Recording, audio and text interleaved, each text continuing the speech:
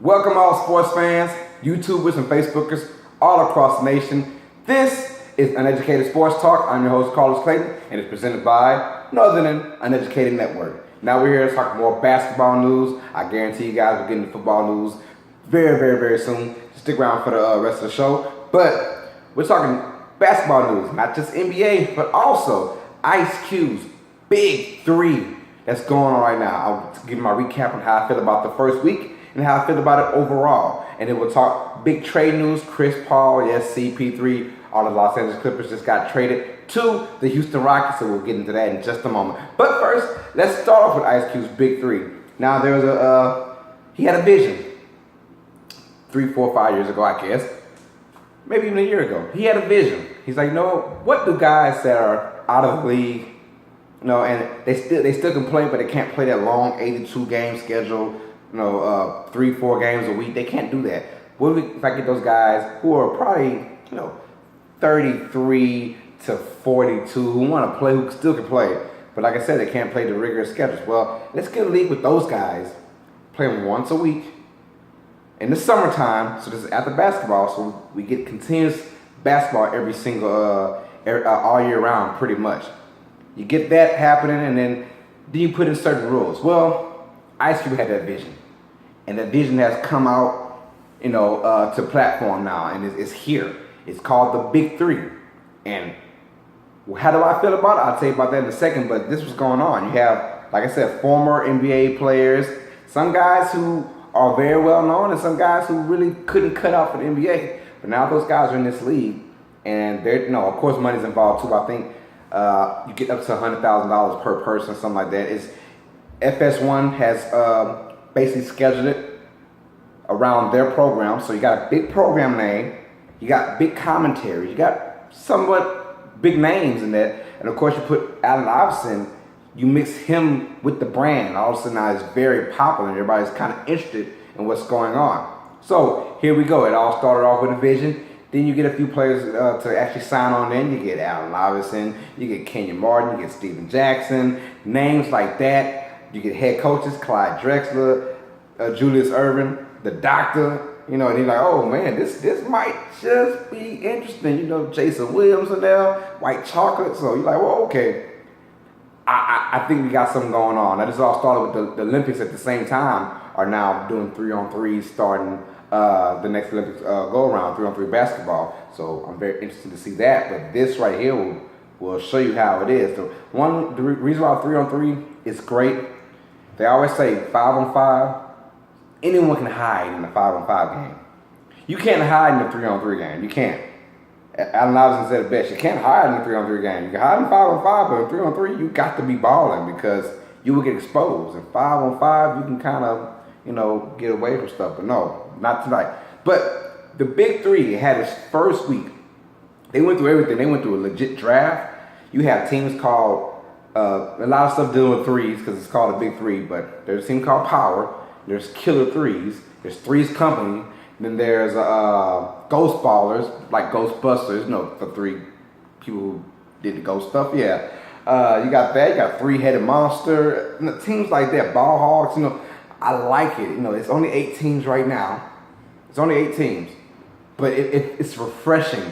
So, the first week in the Barclays Center in Brooklyn, everyone came out, stars came out, LL Cool J, you had James Harden sitting down, checking it out. You had a lot of fresh names that checked out this. Of course, Ice Cube and his lovely wife were there as well.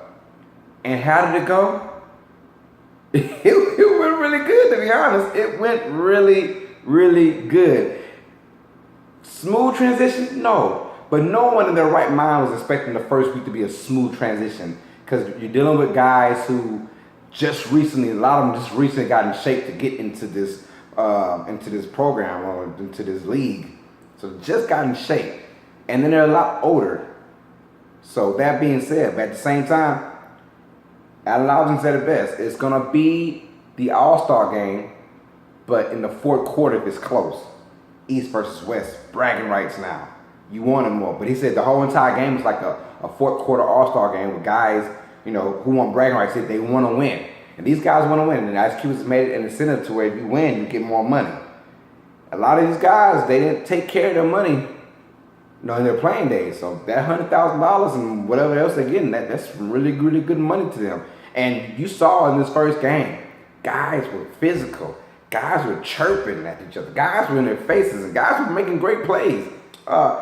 Basically, the first game you had the three-headed monsters, which is Rashard Lewis's team. And Rashard Lewis, he was a beast. 27 points in the first game he played. What happens is you go to 60. The first team to 60 wins, but you have to win by 2 points. There's a 4-point shot as well on the 3 4-point shots, and we saw a few of those go in as well. A lot of guys shot, well, not a lot, but it was probably altogether maybe 13, 14 attempts by all 8 teams overall, maybe more than that, probably 16, 17. But that 4-point shot is included, and a few of those guys hit. And then, like I said, the first is 60 wins, but you have to win by 2 points. So the inaugural game basically went to overtime with Rashard Lewis winning it with a free throw at the end. He had an and one to help his team win. That was an amazing game. It's always the first game. People want to act like this is a gimmick game. This is a gimmick. It's not really a gimmick. Yes, they threw the 4-point shot, but let's be honest. The NBA, just 3 years ago, we're talking about putting a 4-point shot into the game. I don't like it for NBA. That's just, the 3-point shot is already a gimmick as it is. We don't need a 4-point shot. And we don't need, because only a select few can actually hit that, with ease. Steph Curry, everybody else knows, stop it. So we don't want to see that as too goofy. But in this, it's not. Yes, it's gimmicky-ish. That's a word. But what I like about it is they still play physical, right brand of basketball rules. You can hand check now. You can hand check like back in the 90s and the 80s. You can hand check. A little more physical. They let you get a little more physical than usual. Now refs will still, as we saw in a few games, refs will still come in there and break the stuff up or kind of call fouls just to shut everybody up. But in the meantime, it was wonderful to see, because not only do these guys have passion, but they want to win, and they feel like this is their second chance to most of these guys. And then of course you get Allen Iverson, who is the star. Now in this game, he only played 9 minutes, but he let people know, I'm more of a player, I'm more of a coach and a captain more than I am a player. And he let a guy named, I believe, what was his name? Andre Owens. That kid, I don't know where he's from, but he scored 29 points. And Allen Iverson said it best. Who am I to let this man not get his shine? I have my shine already in the NBA. Let this man get his shine, because scouts, whether they like it or not, scouts are still going to be looking at, well, we can kind of put him on a practice squad, so say, or a D-League to get him back into the league. That Andre Owens guy look good. So that right there is another building block. But what happened was that the first 2 games, close, buzzer beaters. Deshaun Stevenson, buzzer beater at the end.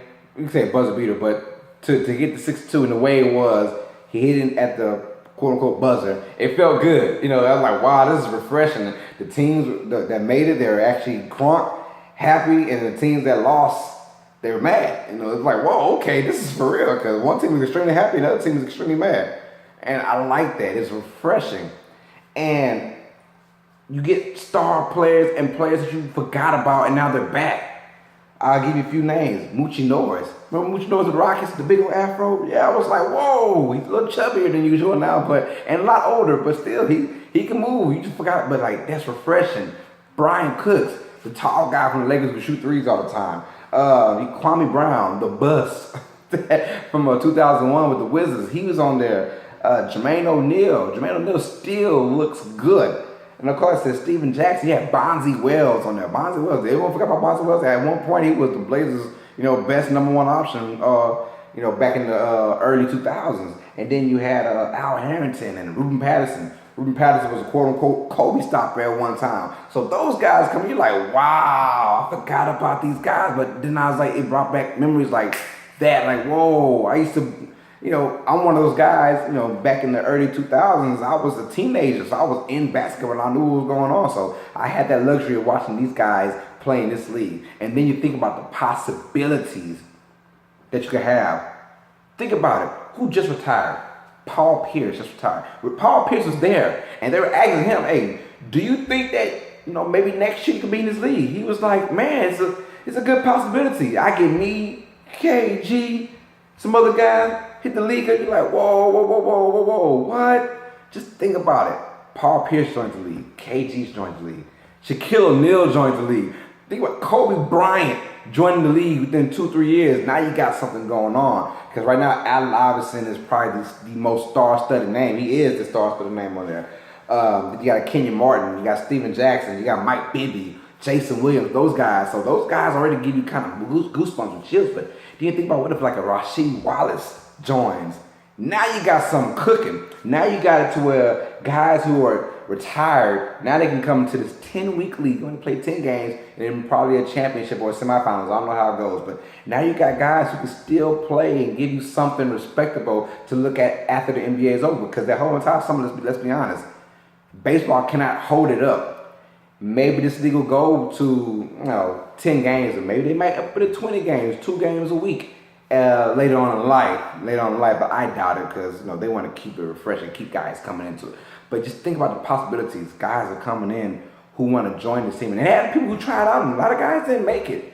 So it's gonna be really interesting. Now, this is only week 1. It was kind of sloppy at points. There were a few games that were sloppy, but you expect that. But you think when week 4, week 5 hits up, now all of a sudden these guys have camaraderie together. Now they know what to do. Plays aren't looking so sloppy. This could be something special. Ice Cube has something going on, so I'm happy for Ice Cube and his brilliant mind to actually put this together. I'm glad he did that because this could be something that holds us down for the summer until football season comes up. So I'm very excited about that. So Big 3, hey, you had a beautiful first week. They'll be in Charlotte this upcoming Sunday, but the only problem is it's tape delays going on. So they'll be shown on Monday. So if you don't want to know the scores, don't go checking for the scores. Actually watch it on Mondays when they're playing on FS1. And then the one problem, you gotta remember these guys are still old. They're old. So injuries are going to happen to these guys. We had a few injuries, but thank God all the guys who did get injured, they're coming back. So you have the guys like Jason Williams got hurt, Corey McGetty got hurt, Kenyon Martin got hurt, Rashawn McCants got hurt, and somebody else got hurt, but they'll be back though. So they had little minor injuries, but they're older now. So these guys, and they play so physical for that one game. You just got to be careful about it. So it was a great first week. I enjoyed it personally. I loved every second of it, and I cannot wait to see it. I'm gonna check it out. I'm gonna ride it till it falls off. So, and hopefully it doesn't fall off, because this isn't the XFL. This isn't some just kind of cheap gimmick stuff people want to say it is, but this actually looks very legit. You have actual real players who played in the NBA, so they know what they're doing. They're not that old, but they're young enough to play the game and not that old to not play. If you get my drift. So I think the oldest guy was 48, and that was I keep forgetting his name. His real name is Chris Jackson back in the day, and he is a beast. I think it's Chris Jackson, but his name is Mahmoud Rauf. He's Muslim now, but he converted to a Muslim, but he's like 48 and was hitting threes with ease. So I was like, oh, I'm loving this league. Let's go. Now, big news that everyone wants to talk about. Yes, it has come true. Chris Paul just got traded to the Houston Rockets. And I'm kind of blown away, to be honest. And it's not that he got traded out of his own for like being forced. No, he wanted to go to Houston. He signed back with the Clippers to get a sign and trade to go to Houston. Now, Houston gives the Clippers their number 1 pick, I believe, for next year. They give him Pat Beverly, Lou Williams, Sam Dekker, and some other guys from different teams for cash spots. And basically, Chris Paul's a Rocket now. People were saying the whole entire time I was getting texts and people were asking me questions like, how do you feel? How do you feel? And I'm like this. Obviously Chris Paul feels good about this, but if I'm a Chris Paul fan, I hate this trade. Absolutely I do, because yes, people are saying, well, everyone's doubting the trade. There's a reason why we're all doubting the trade, because we've seen what James Harden does to his fellow point guards. He makes them not point guards. We've seen Jeremy Lin, we've seen Dragic, we've seen other point guards on this team. Pat Beverly is a point guard playing too. But it is what it is, because James Harden needs the ball. Side note, Chris Paul needs the ball to be effective as well. So how are they going to do that? This isn't like a LeBron James and a Dwayne Wade where their athleticism, both their athleticism will get them through their issues when they got together, because they're kind of like the same player as well. But now you realize for Chris Paul and James Harden, how are they going to fit in. One, this trade makes no sense to me because you still are not going to beat the Golden State Warriors with this team. You let go of Pat Beverly, who is the best on-guard defender in the NBA. I mean, hell, he just won Hustler of the Year for the NBA Awards. He hustled. So Clippers right there on that boat are going to get a good guy who plays great defense one-on-one against your best opposing guard. Now, CP3 is no slouch at playing defense, but he's not Pat Beverly anymore. CP3 5 years ago was a top defender, and he still gets steals, but now you have that. You lose Lou Williams. Yes, it was only for 23 games you had him, but the man scored 15 points per game off the bench. He was a big reason why. I mean, he was just nominated with his fellow teammate Eric Gordon for 6th Man of the Year. I don't like this trade one bit. I think it neutralizes Chris Paul's abilities to play pure point guard, because everyone knows he is the last of a dying breed when it comes down to pure point guards. Now you got Russell Westbrook and John Wall, those kind of guys who just drive in their big physical guards. Chris Paul is a pure point guard, and you're going to take that ability away from him, because now if you have it to where James Harden is the primary ball handler, you can't just be switching saying, James, do this. No, now Chris Paul, is your turn. This isn't like that. It can't be like that because Chris Paul can't be cutting and moving. That's not his game. That's not his style. James Harden has to sacrifice for this to work. Let's be honest. And I think he will at one point, but then again, I think he won't. So I'm more on the area where he will not sacrifice for Chris Paul, and he will actually make things worse. I don't see this team winning, because the whole goal is to beat the Golden State Warriors if you're in the West. You can't do that with James Harden and Chris Paul. I'm sorry, and I hate to be one of those guys, but yes, they're going to win a lot of games. They're going to win 50 games, but it doesn't matter if you don't win it all. Unless you have to kind of cross your fingers and hope that there's injuries with Golden State, and hell, even the San Antonio Spurs, because I don't think they're beating the Spurs at this moment either, because James Harden needs the ball. He does, and we've seen him his whole entire career. He needs the ball. He plays shooting guard, but he will point guard that mug up. And then Chris Paul needs the ball to be effective as well. We've never seen Chris Paul in that element to where he doesn't have the ball and he has to cut and he has to stand in the corner and shoot threes all day. That's not Chris Paul's style. So I'm wondering how they're going to do that, because, like I said, you can't just switch it all. Okay, your turn. Okay, your turn. No, your turn now. That's not Dwayne Wade and LeBron James. They were physical freaks of nature to do that kind of stuff. Chris Paul and James Harden aren't physical freaks of nature. James Harden is kind of a one-trick pony. Chris Paul, I'm not going to say one-trick pony, but he has to play one style to be effective. As of right now, as we've seen, now things can happen. But my thing is, did they panic to get this trade in? Now, if you're the Clippers, you love it. One, you don't have to pay Chris Paul $200 million. Butter right there. Two, you get good guys back in return. You get a first-round pick for next year, and some are saying it's top 3 protected. I didn't really dig deep into that, but if it is top 3 protected, wow, good job. Sam Decker, who is not, he was a 7th overall pick just 2 years ago, so he's not a scrub. And then you get Patrick Beverly and Lou Williams on the same team. Pat Beverly, they did that because now they're saying, Blake, look, Blake. We let go of Chris Paul, but look what we got in return. And with that being said, you'll have more touches. And guess what? You are now our leader for this team. Come join us. Come stay at Clipper. And I said it a long time ago. I said Chris Paul is going somewhere. I didn't think it would be Houston, but I said Chris Paul is going somewhere. Blake Griffin is staying in LA. Now, I still could be wrong, but right now I have my gut feeling that Blake is going to stay in LA, get his money, get your paper, bro, get your paper, and be the leader. And you still got a good team. You still got a good cast, a good complimentary cast as well. Now, what they do with DeAndre Jordan, I have no idea. I don't know. But are they looking into trading Jordan? Maybe not after they traded Chris Paul, but things can change in a heartbeat. This is going to be a crazy free agency. Now, with that being said, it isn't official until July 1st because the trade deadline. The free agency will start on the 1st, so it's not actually official, but it's still official. It's going to happen. So unless some some medical report shows that someone's not right, but Chris Paul signed a trade. He wanted this. Him and James Harden have been in cahoots, I guess, for the last couple of years. I'm hearing. I know that they were that close together. But James Harden said what he had to say. He wanted Chris Paul. Pat Beverly is gone. I think the Clippers, with this trade, I think the Clippers are still a better team than the Rockets. I'm sorry. That's just how I feel. That's how I feel. Now, I still think that maybe the Rockets do get a bigger seed, and they'll still win 50 games.